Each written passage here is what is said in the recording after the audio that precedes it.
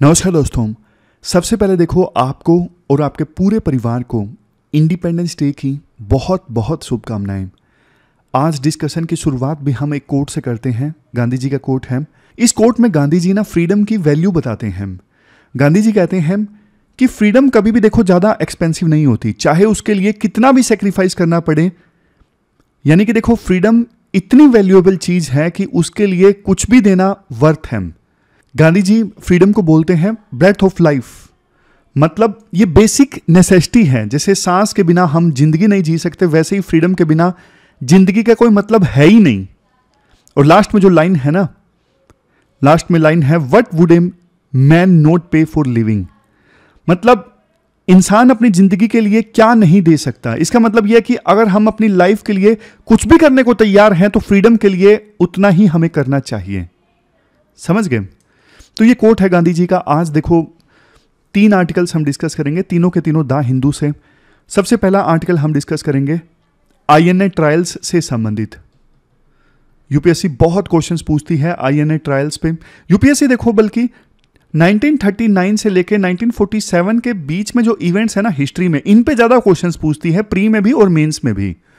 लेकिन जब हम हिस्ट्री पढ़ते हैं ना, तब थक जाते हैं। लास्ट वाली इवेंट्स कई बार हम इग्नोर कर देते हैं, क्योंकि आते आते बोर हो जाते हैं और लास्ट वाली इवेंट्स पे कई बार ध्यान नहीं देते कि हाँ, सेकेंड वर्ल्ड वॉर में क्या हुआ, quit India movement, cabinet mission आया, वो सब हम थोड़ा कम डेप्थ से पढ़ते हैं। लेकिन क्वेश्चन ज़्यादा इन पे आते हैं प्री और मेंस में। तो आज आईएनए ट्रायल्स के बारे में डिटेल से डिस्कस करेंगे। इसके बाद देखो, दूसरा जो आर्टिकल है वो अशोक लवासा का है, seductive trap of civil services.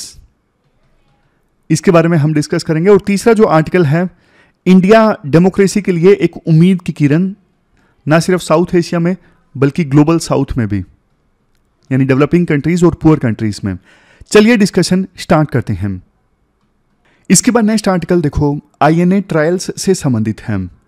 आप ना सिलेबस में जीएस पेपर 1 के इस टॉपिक से आर्टिकल को रिलेट कर सकते हो। देखो, सेकेंड वर्ल्ड वॉर ना, वैसे तो ब्रिटेन और ब्रिटेन के जो एलाय कंट्रीज थे वो जीत गए थे, लेकिन सेकेंड वर्ल्ड वॉर में ना ब्रिटेन को भारी नुकसान हुआ था। एक समय देखो ऐसा था, 25% वर्ल्ड पर ब्रिटिश एम्पायर का झंडा लहराता था। कहावत ये थी कि ब्रिटिश एम्पायर देखो ऐसा एम्पायर है जहां पर कभी सूर्य अस्त नहीं होता। लेकिन देखो, सेकेंड वर्ल्ड वॉर ने ना ब्रिटेन को बिल्कुल तोड़ के रख दिया था। जीत तो हासिल हुई, लेकिन कीमत काफी ज्यादा चुकाने पड़ी। सेकेंड वर्ल्ड वॉर के बाद अंधेरे में आ गया था ब्रिटेन। 1945 में इलेक्शंस हुए थे ब्रिटेन में, और चर्चिल वो इलेक्शंस हार गए थे। इलेक्शन जीते क्लीमेंट एटली और उनकी लेबर पार्टी सत्ता में आ गई। उस समय देखो, किंग जॉर्ज 6 ने ये अनाउंस किया था कि भारत को वो आज़ादी देंगे, मतलब फुल गवर्नमेंट भारत में इस्टेब्लिश होगी। चर्चिल को देखो हालांकि ये बात अच्छी नहीं लगी थी। वो ये चाहते थे कि भारत में ब्रिटिश सत्ता मेंटेन रहनी चाहिए। लेकिन सेकेंड वर्ल्ड वॉर के बाद देखो ब्रिटेन बैंकरप्ट हो चुका था। Famous economist John Maynard Keynes, जिनको श्रेय जाता है कि सेकेंड वर्ल्ड वॉर के बाद जिन्होंने ब्रिटेन की इकोनॉमी को फिर से रीबिल्ड किया, उन्होंने उस समय ये स्टेटमेंट दी थी कि ब्रिटेन में इंफ्रास्ट्रक्चर पूरी तरह से ब्रेकडाउन हो चुका है। मतलब रोड्स, दूसरे इंफ्रास्ट्रक्चर की हालत बहुत ज़्यादा खराब है।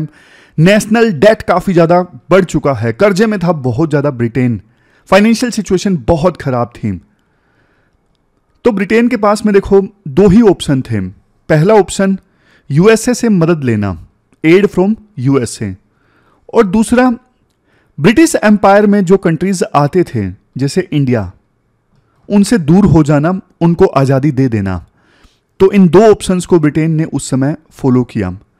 तो जैसे कि देखो, इंडिया उस समय इंडिपेंडेंस की तरफ मूव कर रहा था और पार्टीशन होने वाला था।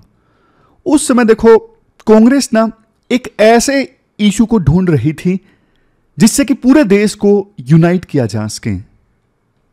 क्योंकि देखो हुआ क्या था, 1945-46 के जनरल इलेक्शंस में ना कांग्रेस की लीडरशिप तो जेल में थी। पीछे से देखो मुस्लिम लीग ने बहुत सपोर्ट हासिल कर ली। मुस्लिम्स के तो 75% जो वोट्स थे वो मिले मुस्लिम लीग को। तो रिलीजन के नाम पे उस समय देश काफी ज्यादा डिवाइड हो चुका था और कांग्रेस ये चाहती थी भारत एकजुट होना चाहिए। इसी वजह से कांग्रेस एक मुद्दा ढूंढ रही थी उस समय जिससे कि ना सिर्फ फ्रीडम स्ट्रगल को एक नई जान दी जा सके बल्कि सभी भारतीयों में रिलीजियस हार्मनी की जो लो है वो भी जगाई जा सके, मतलब सभी धर्मों के लोगों के बीच में भाईचारा इस्टेब्लिश किया जा सके। देखो, ब्रिटिशर्स तो हमेशा से डिवाइड एंड रूल की पॉलिटिक्स करते आए थे। उन्होंने हिंदू मुस्लिम्स को आपस में लड़ाया, विभिन्न कास्ट के लोगों को आपस में लड़ाया, उन्होंने विभिन्न रीजन के लोगों को आपस में लड़ाया, क्योंकि वो नहीं चाहते थे कि भारत के लोग जो हैं वो एकजुट हों और एकजुट होकर आजादी की मांग करें। लेकिन देखो, ना चाहते हुए उन्होंने एक चीज ऐसे कर दी जिससे कि मौका मिल गया पूरे भारत को एकजुट होने का। वो चीज क्या थी? INA trials. आईएनए ट्रायल्स मतलब सेकेंड वर्ल्ड वॉर के दौरान भारत को आजाद करवाने के लिए इंडियन नेशनल आर्मी का गठन हुआ था। हालांकि देखो, इंडियन नेशनल आर्मी जिसके लीडर थे सुभाष चंद्र बोस, ये देखो भारत को आजादी तो नहीं दिलवा सकी, बट देखो इस आर्मी ने ब्रिटिश सरकार में एक डर जरूर पैदा कर दिया। ब्रिटिश सरकार को समझ में आ गया अब हमारे जो दिन हैं भारत में वो गिनती के हैं। तो देखो, ब्रिटिशर्स ने ना इंडियन नेशनल आर्मी के कुछ ऑफिसर्स को गिरफ्तार किया था। अब उनके खिलाफ ब्रिटिशर्स ने डिसाइड किया कि हम ट्रायल चलाएंगे और वो भी लाल किले में। ब्रिटिशर्स ने सोचा हम एग्जाम्पल सेट करेंगे कि देखो, जो ब्रिटिश सरकार के अगेंस्ट म्यूटिनी करेगा उसको इस प्रकार से सजा भुगतनी पड़ेगी। लेकिन जिन ऑफिसर्स को सिलेक्ट किया गया ट्रायल के लिए, उनके खिलाफ देशद्रोह का मुकदमा चलाया गया ब्रिटिशर्स के द्वारा रेड फोर्ट में। उसमें एक हिंदू, एक मुस्लिम, एक सिख, तीनों कम्युनिटी, भारत की पॉपुलेशन का टोटल 98%। तो देखो, इस ट्रायल ने ना, आईएनए ट्रायल ने जो 3 ऑफिसर के अगेंस्ट चला, पूरे भारत को एकजुट कर दिया। इवन देखो, कांग्रेस को जो लीडर्स थे वो ये मानते थे कि बेशक देखो विचार अलग हैं। नेहरू की सोच ये थी कि फॉरेन गवर्नमेंट्स के साथ मिलकर आजादी नहीं हासिल की जा सकती, लेकिन सुभाष चंद्र बोस के विचार थे कि प्रयास किया जा सकता है। बट देखो, नेहरू के विचार बेशक अलग थे, लेकिन नेहरू मानते थे, उन्होंने ऑनेस्ट कोशिश की है, वो अपनी मदरलैंड के प्रति गद्दार नहीं है बिल्कुल भी, मातृभूमि के प्रति लॉयल हैं। तो उनके खिलाफ देशद्रोह का मुकदमा नहीं चल सकता किसी भी सूरत में। नेहरू का मानना था अगर इन तीनों को सजा दी जाती है तो देखो ये पूरे भारत के लिए सजा होगी, ये सभी इंडियंस के लिए सजा होगी, ये सभी भारतीयों के दिलों में एक घाव के समान होगा। और देखो, रेड फोर्ट का चुनाव पता क्यों किया गया? रेड फोर्ट ना एक सिंबल ऑफ पावर था। 1857 की क्रांति के बारे में आपने पढ़ा होगा। अलग अलग सिटीज में जब देखो क्रांति स्टार्ट हुई, इंडिपेंडेंस की मूवमेंट स्टार्ट हुई, तो सैनिक जो थे वो कहां पे भागे? वो रेड फोर्ट की तरफ आए। बहादुर शाह जफर जब थे रेड फोर्ट में, उन्होंने बहादुर शाह जफर से आह्वान किया कि आप लीडरशिप संभालिए इस पूरी इंडिपेंडेंस के मूवमेंट की। इसी वजह से देखो, जब 1857 की क्रांति खत्म हुई ना, तो ब्रिटिशर्स ने रेड फोर्ट का जो इनर स्ट्रक्चर है ना काफी तुड़वा दिया। पहले अगर आपने रेड फोर्ट देखा हो तो खाली खाली सा लगता है बहुत ज्यादा। 1857 की क्रांति के बाद ब्रिटिशर्स ने तुड़वा दिया था बहुत ज्यादा, 2/3 इनर स्ट्रक्चर तुड़वा दिया था। उसकी जगह ब्रिटिशर्स ने मतलब वहां पे कैंटोनमेंट बनाया, ऐसे चोरी छुपे से प्लेस जहां पे सैनिकों को तैनात किया जा सकता है ताकि एकदम से म्यूटनी हो जाए तो उन हाइडआउट्स का इस्तेमाल किया जा सके। बैरक्स बनवा दिए, वहां पे ऑफिस की बिल्डिंग्स बना दी, शेड बनवा दिया, गोडाउन्स बनवा दिया और बाकी स्ट्रक्चर तुड़वा दिया ब्रिटिशर्स ने। तो जुलाई 1943 में जब सुभाष चंद्र बोस ने स्पीच दी थी ना आजाद हिंद फौज को, तो उन्होंने भी यही आह्वान किया था, दिल्ली चलो, दिल्ली चलो, और मतलब था रेड फोर्ट पे आके यहां पे तिरंगा लहराओ। तो ये सिग्निफिकेंस थी रेड फोर्ट की, जिसकी वजह से ब्रिटिशर्स ने रेड फोर्ट का चुनाव किया था 3 ऑफिसर्स के अगेंस्ट ट्रायल चलाने के लिए। नाम क्या ऑफिसर्स के? कैप्टन शाहनवाज खान, लेफ्टिनेंट गुरबख्श सिंह ढिल्लो ये पंजाब रेजिमेंट के, कैप्टन पीके सहगल ये बलूच रेजिमेंट के। 5 नवंबर 1945 को हिस्टोरिक कोर्ट मार्शल स्टार्ट हुआ। आरोप यह था इन ऑफिसर्स के अगेंस्ट कि इन्होंने किंग एम्परर के अगेंस्ट युद्ध स्टार्ट किया। मर्डर के आरोप भी थे और मर्डर में अबेटमेंट यानी सहयोग के भी आरोप थे।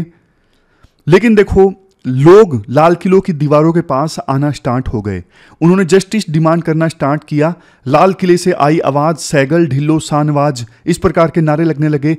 तो कांग्रेस ने एक कमेटी गठित की थी उस समय, ऑल इंडिया कांग्रेस कमेटी, सितंबर में गठित कर दी थी ट्रायल स्टार्ट होने से पहले।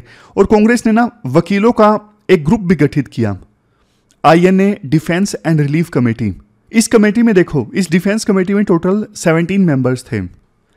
भुल्ला भाई देसाई, आसिफ अली ये तो थे ही, लेकिन नेहरू जिन्होंने देखो 25 साल पहले वकालत छोड़ दी थी, उन्होंने एक बार फिर से वकील का जो गाउन था वो पहन लिया इस केस के लिए।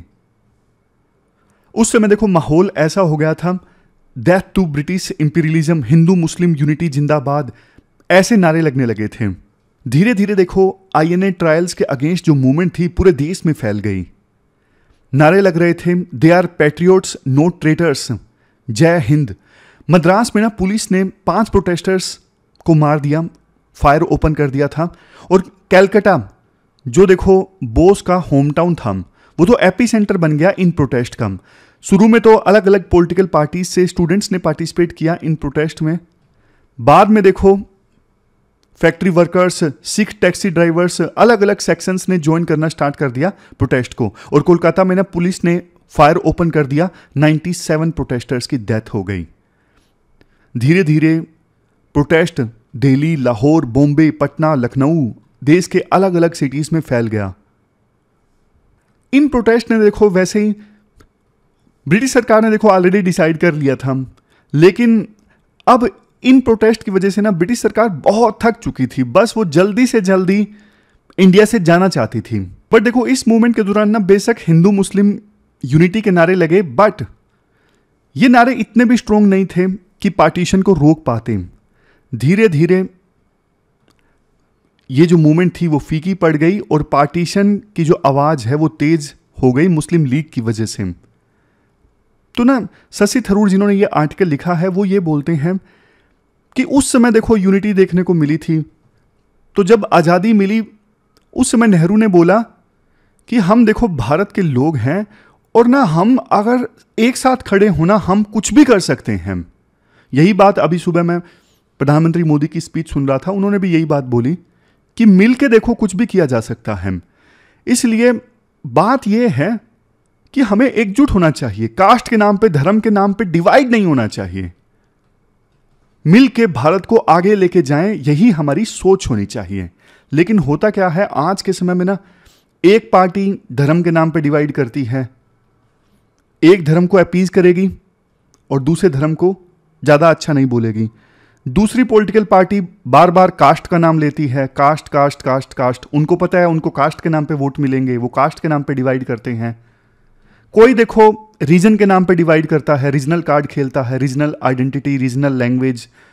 बट देखो हमारे मन में ना सबसे पहले एक ही चीज होनी चाहिए, इंडिया, भारत। भारत को कैसे आगे ले जाया जाए। आपस में ही अलग अलग आइडेंटिटीज के नाम पे खेलते रहेंगे तो ब्रॉडर स्केल पे नहीं सोच सकेंगे। देश के लिए क्या अच्छा है उसके बारे में नहीं सोच सकेंगे। तो ये पूरा इशू हमने डिस्कस किया। चलते हैं आगे। इसके बाद नेक्स्ट आर्टिकल देखो, civil services trap and reforms in civil services से संबंधित है। अपना सिलेबस में GS पेपर सेकंड के इस टॉपिक से आर्टिकल को रिलेट कर सकते हो। अशोक लवासा के द्वारा ये आर्टिकल लिखा गया है। Ashok Lavasa farmer election commissioner हैं। देखो कंटेक्स्ट में वो बोलते हैं पूजा खेड़कर का मामला है, और दूसरा करोल बाग में 3 जो बच्चों की डेथ हो गई और उसके बाद काफ़ी कवरेज हुआ इस इशू का, कैसे हजारों लोग दिल्ली में काफ़ी बुरी सिचुएशन में रहकर तैयारी करते हैं और सक्सेस रेशो जो है वो इस एग्ज़ाम का काफ़ी कम है। अशोक लवासा बोलते हैं देखो सिविल सर्विसेज का क्रेज़ तो ना हमेशा से रहा है, क्योंकि इवन ब्रिटिश ईरा में भी काफ़ी ज़्यादा रिस्पेक्ट हुआ करती थी और काफ़ी बढ़िया जॉब माना जाता था सिविल सर्विसेज को। तो आज़ादी के बाद भी वो कायम रहा। हमारे समय में ना यूँ लगता था ये जॉब जो है वो डिग्निटी की जॉब है, रिस्पेक्ट मिलती है और गवर्नमेंट जॉब की सिक्योरिटी भी है। एम्प्लॉयमेंट अपॉर्चुनिटीज़ वैसे भी उस समय भी कम हुआ करती थी, तो इस वजह से सिविल सर्विसेज का क्रेज़ ज़्यादा था। बट देखो एलपीजी रिफॉर्म्स आए हमारे देश में। एलपीजी रिफॉर्म्स आने की वजह से ना नई नई जॉब अपॉर्चुनिटीज़ पैदा हुई और थोड़ा जो क्रेज़ है ना सिविल सर्विसेज का कम हुआ। लेकिन देखो मीनवाइल ना 2007-8 में जब इकोनॉमिक क्राइसिस आए, वर्ल्ड में रिसेशन आया, तो देखो एक तरफ जहां लोगों की जॉब्स जा रही थी और वहीं पर गवर्नमेंट की तरफ से बल्कि सैलरी बढ़ाई गई थी। उस समय पे कमीशन आया था, 6ठा पे कमीशन था शायद, है ना? हाँ, 6th पे कमीशन आया था 2008 में, जहां एक तरफ प्राइवेट सेक्टर में उस समय जॉब्स जा रही थी, अनसर्टेनिटी थी, दूसरी तरफ सरकार ने सैलरी बढ़ा दी थी पे कमीशन के चलते। तो लोगों को लगा यार सबसे स्टेबल तो गवर्नमेंट जॉब ही है। तो फिर एकदम से क्रेज और ज़्यादा बढ़ गया सिविल सर्विसेज का। और एक चीज़ मैं आपको बताऊं, देखो 2016 के बाद जब जियो आया ना, इंटरनेट काफ़ी ज़्यादा सस्ता हो गया था, यूट्यूब पे भारी वीडियोस आने लगी थी, उसके बाद बल्कि और ज़्यादा बढ़ गया सिविल सर्विसेज का क्रेज़। क्योंकि ना जैसे जब मैंने तैयारी स्टार्ट की थी उस समय कोई उतनी गाइडेंस नहीं थी, यूट्यूब चलता नहीं था कोई खास, ब्लॉग आया करता था, वेबसाइट पे ब्लॉग लिखा करते थे सिलेक्टेड टॉपर्स, और ऐसी मैगजीन्स चला करती थी जैसे क्रॉनिकल, सिविल सर्विसेज टाइम्स, प्रतियोगिता दर्पण। उस समय ये मैगजीन चला करती थी और इन मैगजीन्स में इंटरव्यू आया करते थे टॉपर्स के, और उन इंटरव्यूज़ को बहुत चाव से पढ़ते थे गाइडेंस के लिए कि हाँ देखो टॉपर ने क्या बोला है। बट देखो जैसे ही यूट्यूब वगैरह आया ना, तो यूट्यूब पे फिर टॉपर्स के इंटरव्यू पब्लिश होने स्टार्ट हो गए और गाइडेंस और ज़्यादा इजीली अवेलेबल हो गई। फिर धीरे धीरे शॉर्ट्स आए, तो शॉर्ट्स से वो एंट्री वीडियो और वो सारी चीज़ें, रॉयल एंट्री, ग्लैमराइजेशन स्टार्ट हो गया बहुत ज़्यादा। इस ग्लैमराइजेशन की वजह से कुछ तो स्टूडेंट्स देखो खुद ही अट्रैक्ट हो गए कि हाँ हमें भी यही करना है, जैसे इज्जत हो रही है, रॉयल एंट्री हो रही है, हमें भी यही अचीव करना है। कुछ देखो पेरेंट्स ने भी मोटिवेट करना स्टार्ट कर दिया, बल्कि और ज़्यादा अपने बच्चों को कि आप भी यही बनिए। तो बल्कि बहुत ज़्यादा लोग तैयारी करना स्टार्ट कर दिए सिविल सर्विसेज के।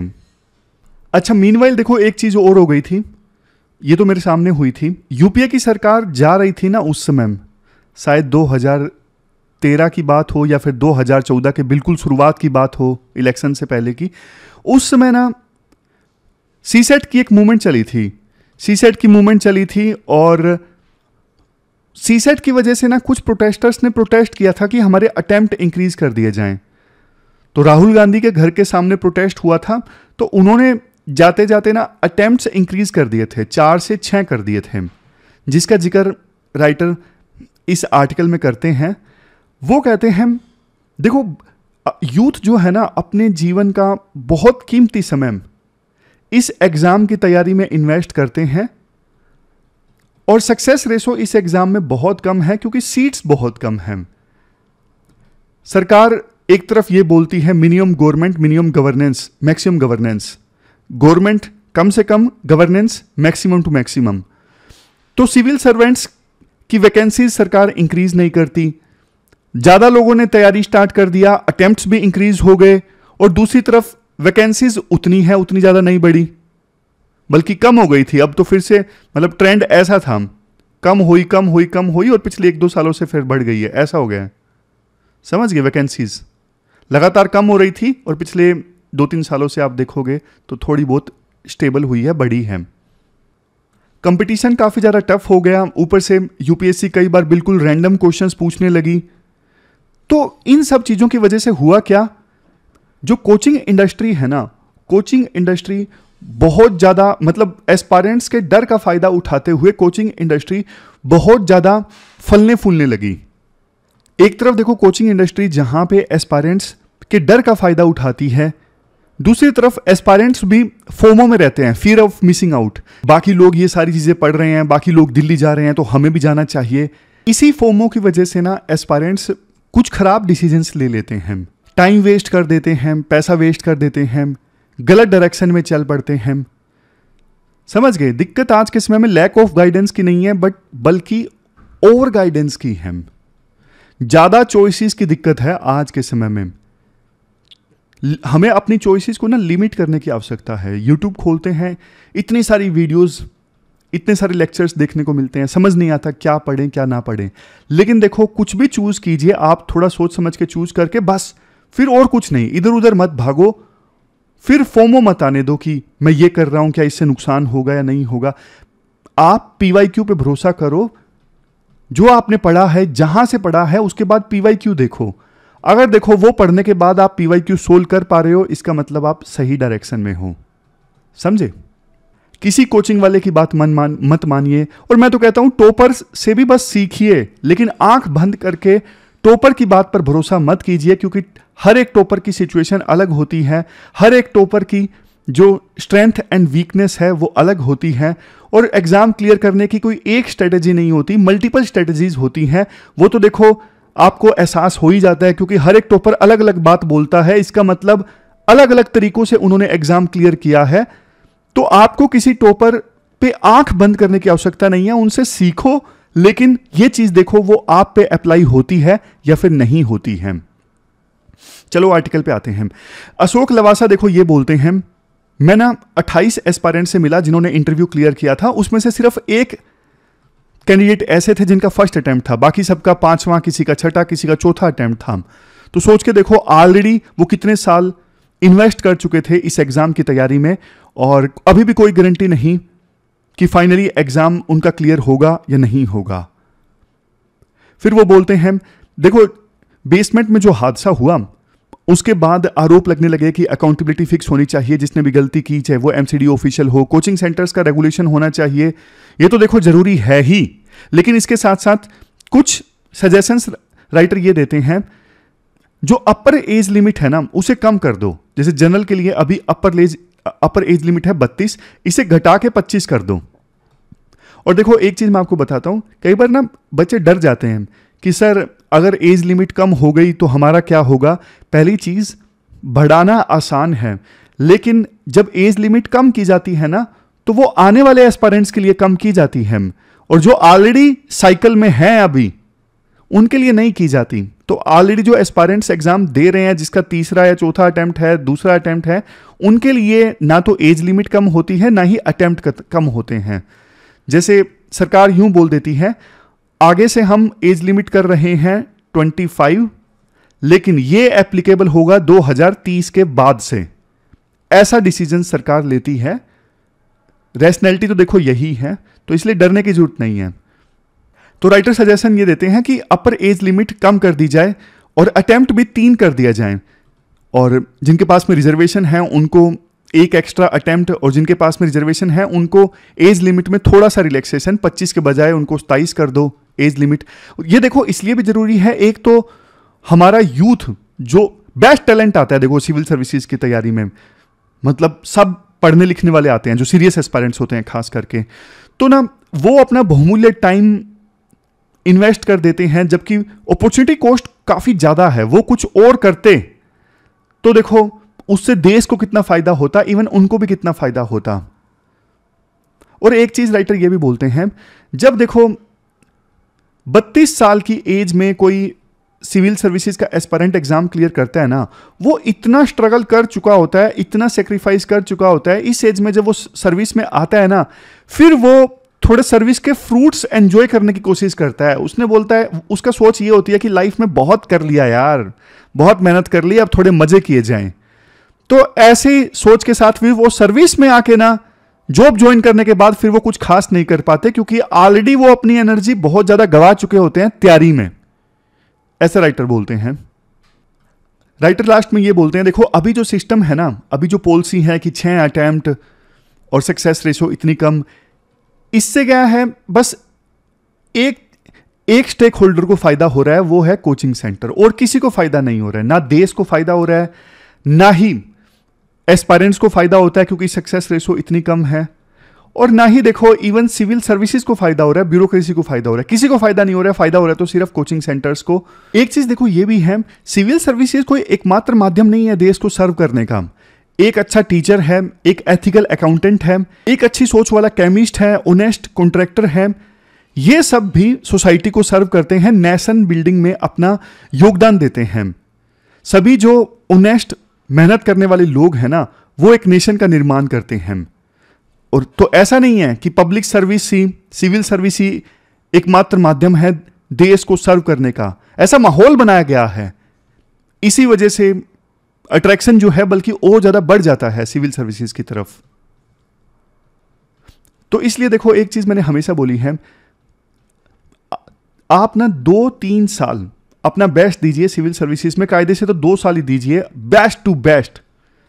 ऐसी तैयारी हो गई कि आपके छोटे नोट्स तैयार हैं, आपने इतनी मेहनत की है, बाय चांस आपका नहीं हो पाया, लेकिन तैयारी में कोई कमी नहीं थी, अब सिर्फ आपको रिवाइज करना है। तो उसके बाद देखो प्लान बी फॉलो करना, चाहे वो जॉब है, हायर एजुकेशन है, कुछ भी है, वो आप कीजिए, लेकिन फंस मत जाइए विशियस साइकिल में। 2 साल के बाद फंसने का देखो सवाल ही नहीं उठता। लेकिन देखो ये तब मुमकिन होगा जब आप शुरू के 2 साल अपना बेस्ट दोगे। शुरू के 2 साल आप अपना बेस्ट दोगे, या तो एग्जाम क्लियर हो जाएगा या फिर तैयारी इतनी हो गई कि बस अब आपको रिवाइज करना है, तो आप आराम से फिर जॉब के साथ भी प्रिपेयर कर सकते हो। हमेशा से ये बात मैंने आपको बोली है और आगे भी बोलता रहूंगा। इवन देखो मैं भी बीच बीच में जॉब ज्वाइन करता रहा था। जब 2016 में पहला इंटरव्यू मैंने दिया था तो उस समय कस्टम इंस्पेक्टर की जॉब कर रहा था मुंबई में, प्रिवेंटिव ऑफिसर। फिर बाद में इस जॉब से मैंने रिजाइन दिया तो मैंने पढ़ाना स्टार्ट कर दिया था। फुल फ्लैश 24 घंटे सिर्फ और सिर्फ तैयारी करना और कुछ नहीं करना, ये देखो प्रेफरेबल नहीं है, एडवाइजेबल बिल्कुल नहीं है। तो ये पूरा आर्टिकल हमने डिस्कस किया, चलते हैं आगे। इसके बाद नेक्स्ट आर्टिकल देखो कमल हसन के द्वारा लिखा गया है। कमल हसन जो फेमस तमिल एक्टर हैं, ये कहते हैं भारत डेमोक्रेसी के लिए एक उम्मीद की किरण है। अपने सिलेबस में जीएस पेपर सेकंड के इन टॉपिक्स से आर्टिकल को रिलेट कर सकते हो, और इस आर्टिकल के जो पॉइंट्स हैं ना वो देखो ऐसे में भी यूज होंगे। शुरुआत में वो ये बोलते हैं, आप ना हमारा आस पड़ोस देखिए, साउथ एशिया के बाकी देश देखिए। श्रीलंका में 2022 में बड़े इकोनॉमिक क्राइसिस आए, बहुत बड़े स्केल पे प्रोटेस्ट हुआ, लोग सरकार से नाराज थे, प्रेसिडेंट को देश छोड़ के जाना पड़ा। गोटाबाया राजपक्षे उस समय राष्ट्रपति थे। फिर आप म्यांमार का एग्जांपल लीजिए। 2021 में म्यांमार में मिलिट्री ने इलेक्टेड गवर्नमेंट को हटा दिया और कू कर दिया। अब तब से लेके अभी तक आर्मी वहां सत्ता में है और रिबल ग्रुप्स भी काफी एक्टिव हैं, तो संघर्ष चल रहा है दोनों के बीच। म्यांमार में सिविल वार टाइप चल रहा है वहां पे। आप पाकिस्तान का एग्जांपल लीजिए। पाकिस्तान में भी डेमोक्रेसी की हालत काफी ज्यादा खराब है। 2022 में आर्मी की मदद से जबरदस्ती इमरान खान को सत्ता से हटा दिया गया। और बांग्लादेश में अब आपको पता ही है डेमोक्रेसी पे सवाल है, और एकदम से शेख हसीना को देश छोड़ के जाना पड़ा। और शेख हसीना के कार्यकाल में भी अपोजिशन के लीडर्स को दबाया गया था, और अभी भी चुनी हुई सरकार को प्रोटेस्टर्स ने हटा दिया। तो मतलब डेमोक्रेसी वहां पे ठीक नहीं है। आर्मी को बीच में इंटरवेंशन करना पड़ा, इंटरिम गवर्नमेंट बनी, ये सब चीजें। तो लेकिन देखो इन सब से घिरा हुआ है एक देश भारत। नेपाल में भी हालात खराब हैं। नेपाल में कितनी सारी सरकारें बन गई हैं पिछले 10-15 सालों में, बहुत सारी सरकारें बन गई हैं। वहां पे सरकार 1-2 साल मुश्किल से चल पा रही है। लेकिन भारत इन सब देशों से घिरा हुआ है, और 78 ईयर से आज भी इंडिया में डेमोक्रेसी है। हाँ, बीच में इमरजेंसी जरूर आई जिसे डेमोक्रेसी के लिए काला अध्याय बोला गया, लेकिन इमरजेंसी के खत्म होने के बाद 1977 में हमने बाउंस बैक किया। देश में डेमोक्रेसी ने जबरदस्त बाउंस बैक किया और बहुत स्ट्रॉन्ग ढंग से बाउंस बैक किया। तो आप कह सकते हो सेफली कि इंडिया में डेमोक्रेसी बढ़िया ढंग से इस्टैब्लिश्ड है। लेकिन ऐसा क्यों? हमारे पड़ोसी देशों में डेमोक्रेसी नहीं रह सकी, लेकिन हमारे यहां पे अभी भी कायम है। इसके पीछे देखो कुछ रीजंस रिस्पॉन्सिबल हैं। जैसे सबसे बड़ा रीजन है हमारा संविधान। हमारा संविधान मजबूत है। हमारा संविधान ऐसा बना है कि ये इंश्योर होता है कि हर सेक्शन को रिप्रेजेंटेशन मिले, हर सेक्शन को। फिर दूसरे नंबर पे इलेक्शंस। हमारे देश में इलेक्शंस रेगुलर होते हैं, लोकल लेवल पे, स्टेट लेवल पे, नेशनल लेवल पे, और फ्री एंड फेयर मैनर में होते हैं। इवन जम्मू एंड कश्मीर में इलेक्शंस नहीं हुए जब से वहां पे स्पेशल स्टेटस हटाया गया, इवन उससे पहले से भी। लेकिन सरकार पे जबरदस्त प्रेशर है, मामला सुप्रीम कोर्ट में गया और सुप्रीम कोर्ट ने बोला कि सितंबर से पहले पहले आप इलेक्शंस कंडक्ट करवाइए। तो वहां पे प्रोसेस अभी जारी है इलेक्शंस कंडक्ट करवाने की। और देश में जैसे इलेक्शंस कंडक्ट होते हैं ना, सवाल नहीं उठ पाते। पहले भी मैंने आपको बताया, बेशक अपोजिशन के लीडर्स ने कई बार ईवीएम पे सवाल उठाए हैं, लेकिन देखो ये जनता को भी पता है कि इलेक्शन में धांधलेबाजी मुमकिन नहीं है हमारे देश में। तभी इस बार 2024 के लोकसभा इलेक्शंस के बाद ओपोजिशन ने ईवीएम पे सवाल नहीं उठाए, बल्कि हमारे इलेक्शन कमीशन को दूसरे देशों में बुलाया जाता है इलेक्शंस को सुपरवाइज करने के लिए, बेस्ट प्रैक्टिसेस इंडिया के इलेक्शन से सीखने के लिए। तो ये दूसरा पॉइंट है। इसके बाद तीसरा पॉइंट देखो ये है, हमारे देश में ना वेलफेयर स्कीम्स बहुत चलती हैं। जैसे मनरेगा स्कीम है, 2005 में आई, और अभी बहुत सारी स्कीम्स चल रही हैं, जैसे जल जीवन मिशन है, सौभाग्य स्कीम है, हर घर बिजली पहुंचाने के लिए। तो ना गरीबों के लिए हमारे देश में बहुत कुछ किया जाता है, वेलफेयर स्कीम्स काफ़ी चलती हैं। तो लगता है गरीबों को कि सरकार हमें भूल नहीं गई है। एक सरकार की बात नहीं है, वेलफेयर स्टेट का कंसेप्ट है हमारे देश में। जो भी सरकार आती है वो गरीबों के लिए कुछ ना कुछ करती है, बल्कि आरोप इतना ज़्यादा करती है कि कई बार फ्रीबीज के आरोप लगते हैं कि सरकार बल्कि फ्री में चीज़ें बांट रही है, जबकि लॉन्ग टर्म डेवलपमेंट लाने की कोशिश करनी चाहिए सरकार को। तो इससे जनता खुश रहती है। इसके अलावा देखो रिजर्वेशन सिस्टम भी है, जो कि हिस्टोरिकली डिसएडवांटेज ग्रुप्स को आगे ले जाने का मौका देता है। पंचायती राज है, लोकल लेवल पे भी लोग जो है डिसीजन मेकिंग में हिस्सा लेते हैं, उन्हें लगता है कि हमारी ओपिनियन की वैल्यू है। फिर इसके बाद हमारे देश में फ्री मार्केट इकोनॉमी भी है। फ्री मार्केट इकोनॉमी की वजह से लोग अपनी मर्जी से अपना बिजनेस स्टार्ट कर देते हैं, कोई उन्हें रोकने वाला नहीं है। और सबसे इंपॉर्टेंट चीज, हमारे देश में जो मिलिट्री है ना, मिलिट्री वो सिविलियन गवर्नमेंट के अंडर आती है। मिलिट्री कभी हमारे देश में इंटरफेयर नहीं करती पॉलिटिक्स में। ये सारी चीजें ऐसी हैं जिसकी वजह से हमारे देश में अभी तक डेमोक्रेसी जो है वो मजबूत रह पाई है।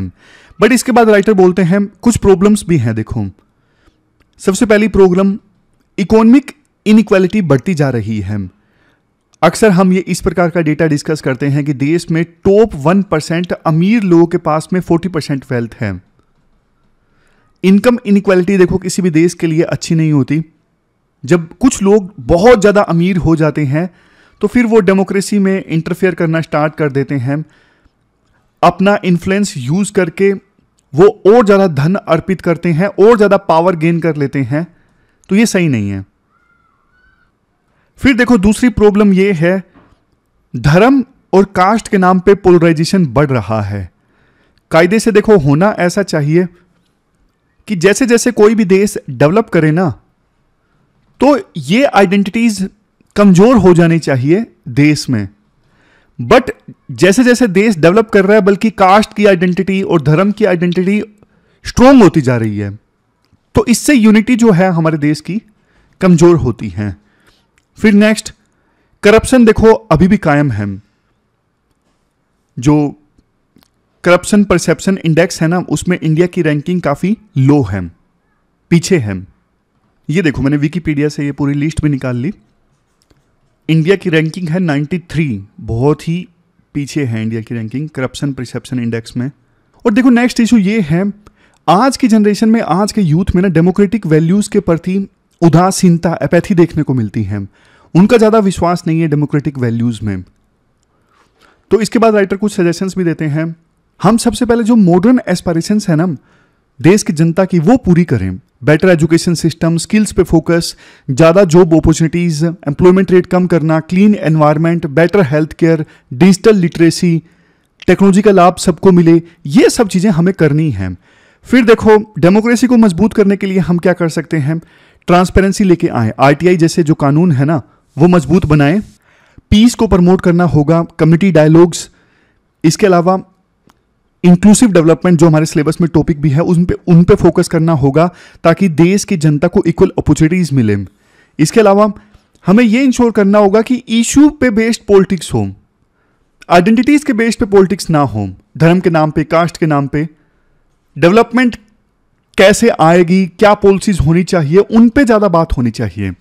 कंक्लूजन में राइटर बोलते हैं देखो डेमोक्रेसी सिर्फ सरकार की नहीं, हम सब की जिम्मेदारी है। इंडिया वर्ल्ड की लार्जेस्ट डेमोक्रेसी है, उसका मतलब सिर्फ ये नहीं कि इंडिया की डेमोक्रेसी में इतने लोग 100 करोड़ के आसपास लोग वोट देते हैं, इतने लोग हिस्सा लेते हैं, नहीं।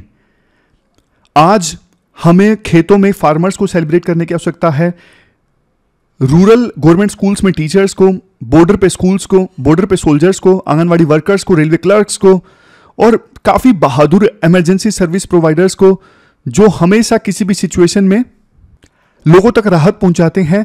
ये सब अपना अपना रोल प्ले कर रहे हैं ये इंश्योर करने में कि इंडिया डेमोक्रेटिक कंट्री रहे, इंडिया आजाद रहे। लास्ट में देखो 2 क्वेश्चंस आपको अटेम्प्ट करने हैं, दोनों 10-10 मार्क्स के क्वेश्चन हैं, दोनों 150 वर्ड्स में आपको आंसर देने हैं। एक तो इंडिया का role as a democratic exemplar in the global south, और दूसरा INA ट्रायल्स से संबंधित। तो ये थी हमारी आज की डिस्कशन। मिलते हैं फिर से एक नई डिस्कशन के साथ, तब तक आप अपना ख्याल रखिए, अच्छे से पढ़िए। Thank you very much for discussion.